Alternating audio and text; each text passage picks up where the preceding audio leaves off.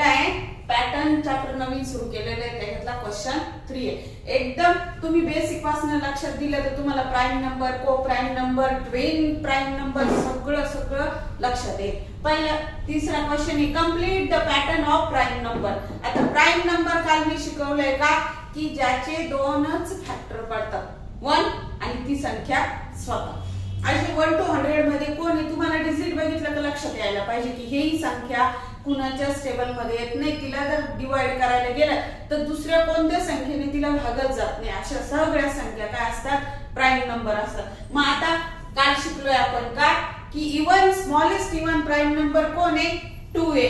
2 नंतर prime number कोण आहे सांगा 3 आहे।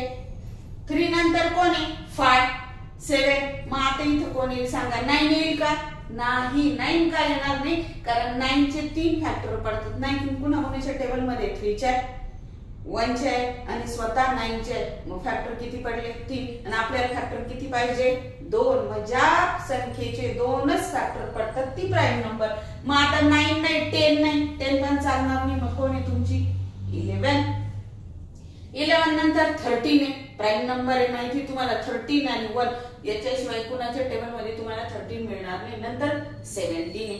त्याच्या पुढची कोणती सांगा बरं कोणती आहे 18 चालेल का नाही 18 3 च्या टेबल मध्ये 6 च्या टेबल मध्ये 9 च्या टेबल मध्ये स्वतः 18 च्या टेबल मध्ये।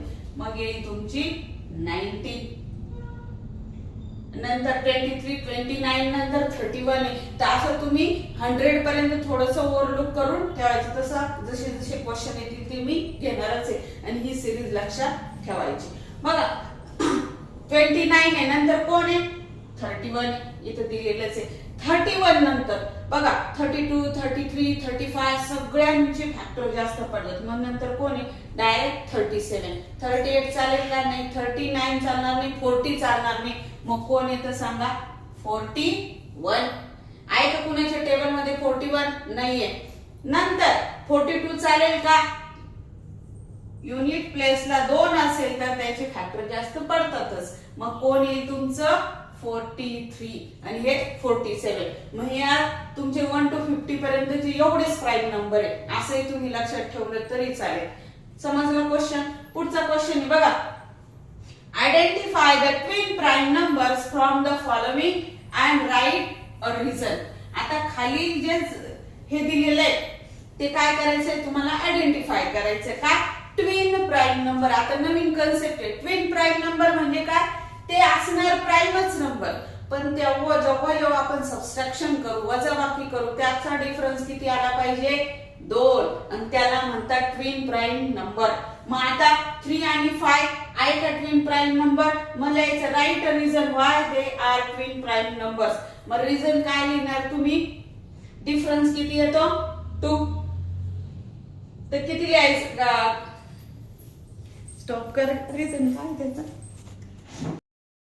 तर काय आहे identify twin prime numbers from the following and write the reason why they are twin prime numbers. आता रिझन लिहायचं तर पहिलं बघा ट्विन प्राइम नंबर म्हणजे काय twin prime numbers are the number where difference is 2 असं त्याची डेफिनेशन आहे की जेव्हा ते 2 प्राइम नंबर घ्याल तुम्ही त्यांची सबट्रॅक्शन केल्यावर किती येतील 2।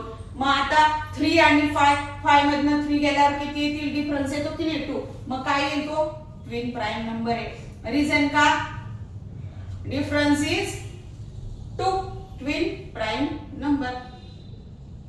डेफिनेशन काय म्हणते आपली की सबट्रॅक्शन केल्यानंतर डिफरन्स किती यायला पाहिजे 2। मग याचा डिफरन्स काय येतो 2 डिफरन्स इज 2। मग ज्याचा ज्याचा डिफरन्स 2 येईल ते पुढे लिहून टाकायचंय तुम्ही। बघा 7 आणि 9 प्राइम नंबर आहे का मग हा ट्विन प्राइम नंबर येईल का नाही। मग काय लिहायचं not a twin prime number twin prime number. आता मी शॉर्टकटच ठीक आहे। पुढचं 11 13 मध्ये 11 गेले दोघं प्राइम नंबर आहे पहिलं तर ते चेक करा का प्राइम नंबर आहे की नाही। मग 13 मध्ये 11 गेले तर 2 उरतात म्हणजे काय ट्विन प्राइम नंबर आणि रिझन वरच सेम काय डिफरन्स इज 2. नंतर 23 आणि 29 डिफरन्स येतो का दोघं प्राईम नंबर आहे मान्य पण दोघांचा डिफरन्स 2 येईल का नाही मग काय लिहायचं not a twin prime number because their difference is not twin असं लिहिलं तरी चालेल नाही लिहिलं तरी चालेल. पुढचं 29 31 31 मधनं 29 गेले तर किती राहतात 2 मग काय येईल तुमचं twin prime number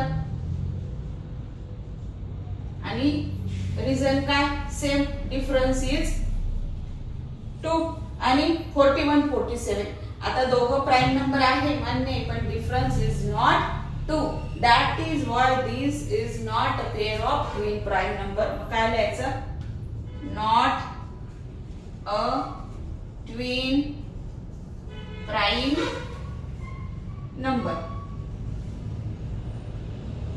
because their difference is not same. आता इथे जागा नाही तुम्ही लिहून घ्या नाही लिहिलं तरी चालतं.